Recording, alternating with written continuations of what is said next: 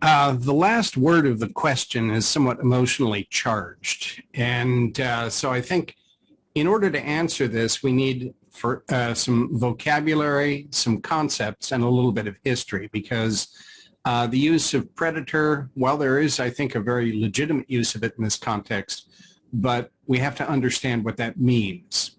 And I've had people come into my office who have literally no understanding of the concept of interest, which is really at the heart of this whole question. I had a guy come in some time ago. He had a car loan. Now, this was not a purchase money loan. He had a car that already was paid off, and he took what's called a title loan out on the car, and it was a very high interest title loan. He borrowed $5,000 against the car. He had been making payments on that loan for 3 months when he came to see me, and he showed me his most recent statement. And I took a look at it and I said, I think you got a real problem here. He said, oh, no, I'm making payments of $800 a month on that loan. I'll have it paid off in a couple of months. I said, oh, no, sir. Take a look at the balance. The balance at that point was $5,500. Now let's thread through those numbers. He borrowed $5,000. He'd already made 3 payments of $800 a month, so he had paid $2,400 in 3 months on a $5,000 loan.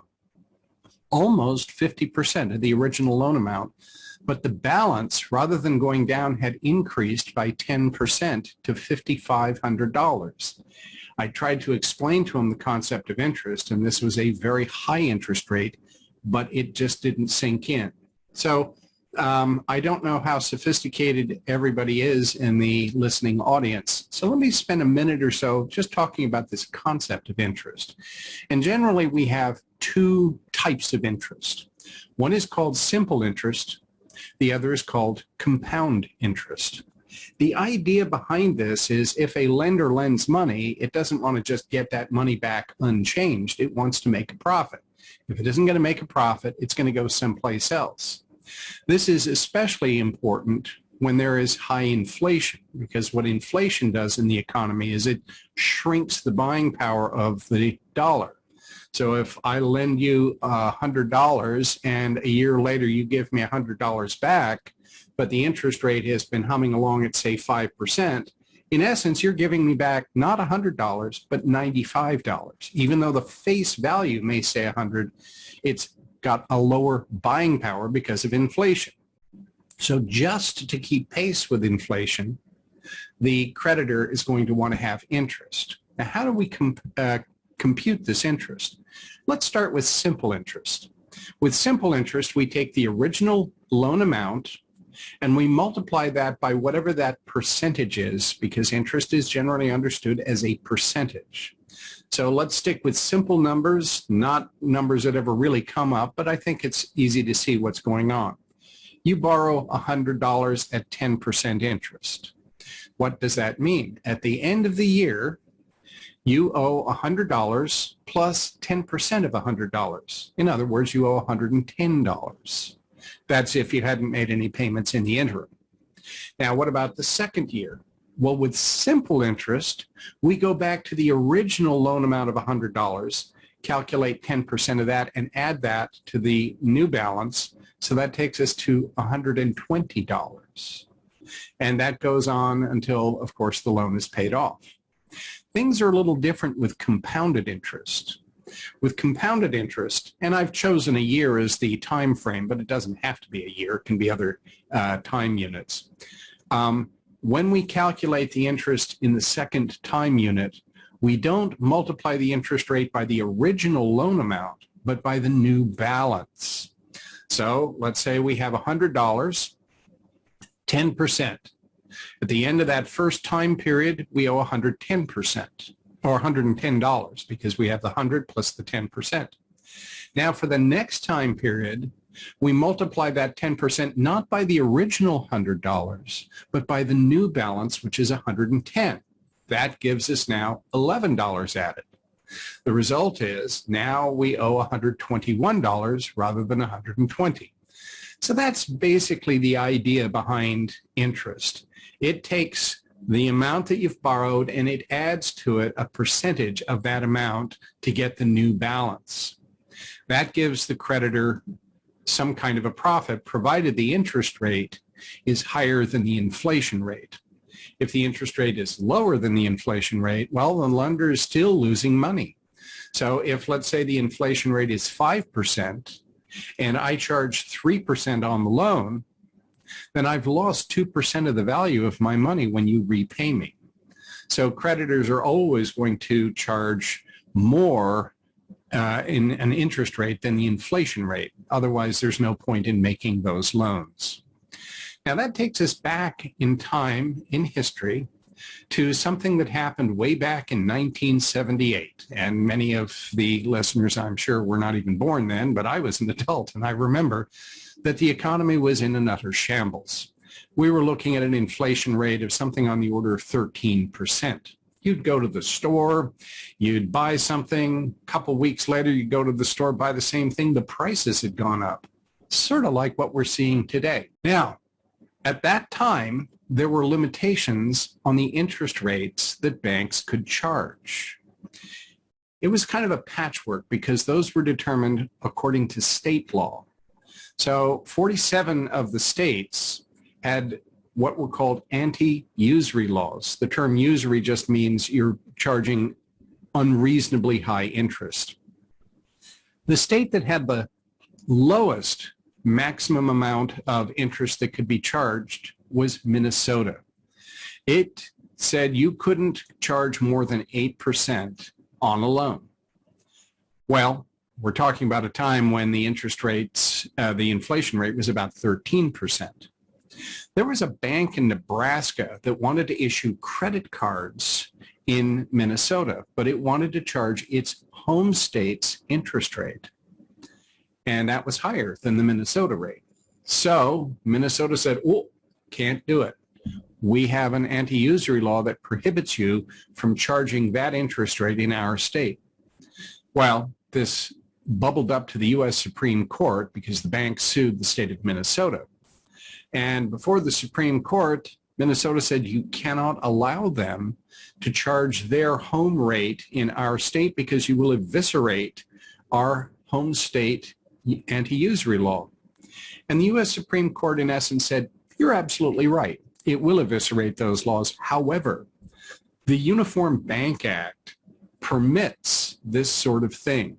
Therefore, we hold, and I'm not quoting, this is generically what they said, we hold that if an entity in state X wants to make loans or issue credit in state Y, it is permitted to charge its home state interest rate in the foreign state.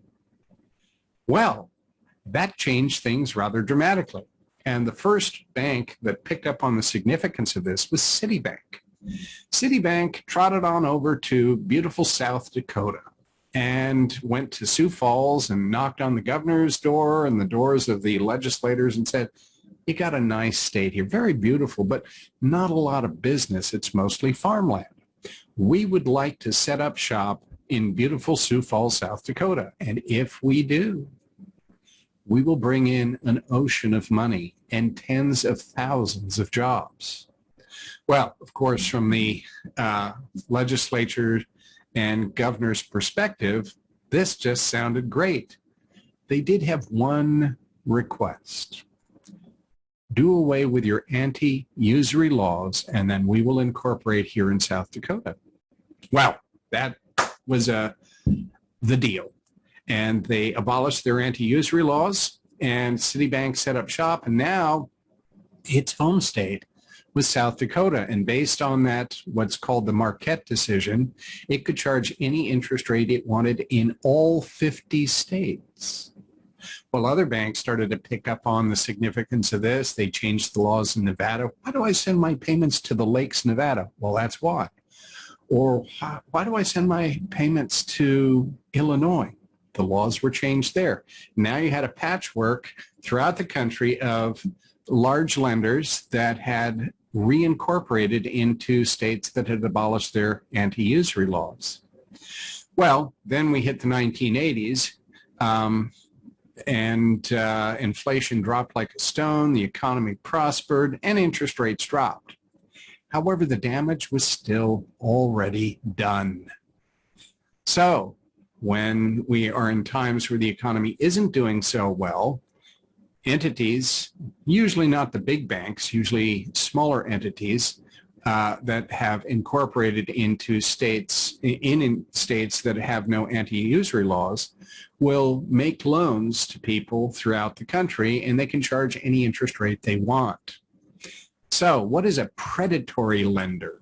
Well, I exclude from that somewhat emotionally charged term the main banks, Citibank, Bank of America. Generally, they're going to be charging fairly reasonable interest rates, although sometimes the credit cards, if you're in not the best credit status, may be a bit higher than what I would consider to be legitimate.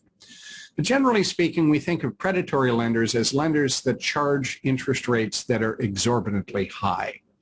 The kinds of rates that before the Marquette decision, only people that spoke like this and made you an offer you couldn't refuse were going to charge that kind of a rate. So how about the person who's considering taking out that kind of a loan? And they're usually for relatively small amounts, maybe $2,500, $5,000. Why would you take out a loan with such a high interest rate? Well, suppose you have abysmal credit. You have defaulted on a number of your obligations, and now you go to Citibank or Bank of America, and they're going to say, you know, really appreciate your dropping on in. Please don't let the door slam as you leave. You're not going to be able to get a loan with them. So what do you do? If you need money fast, well, you're going to go to one of these predatory lenders, Payday, Cash Call, Don Corleone. And so this is a bit of a problem. People will do this, but people will do this when they're desperate. It's unfortunate, but the fact is a lender will always tack on a premium if it perceives you to be high risk.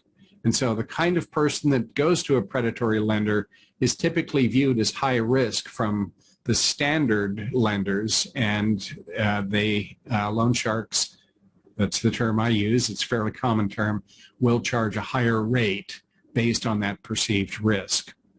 So how common is it? That's really what the original question was. It's unfortunately more common than you might think. I've certainly had a significant percentage of my clients who have this kind of loan. And the worst I've ever seen, I had somebody who had an interest rate that was, and I still remember it, 863.14%. So this is the kind of thing where you really do owe your soul to the company store. And I wouldn't have believed that that was the interest rate had I not gone to the lender's website. Now, this was some years ago, and I don't think any of them have quite that same sort of interest rate today. But I saw on the lender's website, that was the quoted interest rate. Now, why somebody would go there? This is somebody who can't get a loan from any place else. My own feeling is, if you're in that situation, don't take out that loan, scale back, wait a while, age the debts, consider filing for bankruptcy protection. And if you say, well, I've got to have the money because I want to go buy that, no, don't buy it. If necessary, you go to a food bank. Don't take out that kind of loan. It will haunt you forever and ever. And ultimately, if you do pay it off, you'll end up paying many times the amount of the original loan to the lender. So this is a great deal from the lender's perspective. It is enough, I suppose, to mollify a truly guilty conscience. But yes, they do charge these exorbitant rates.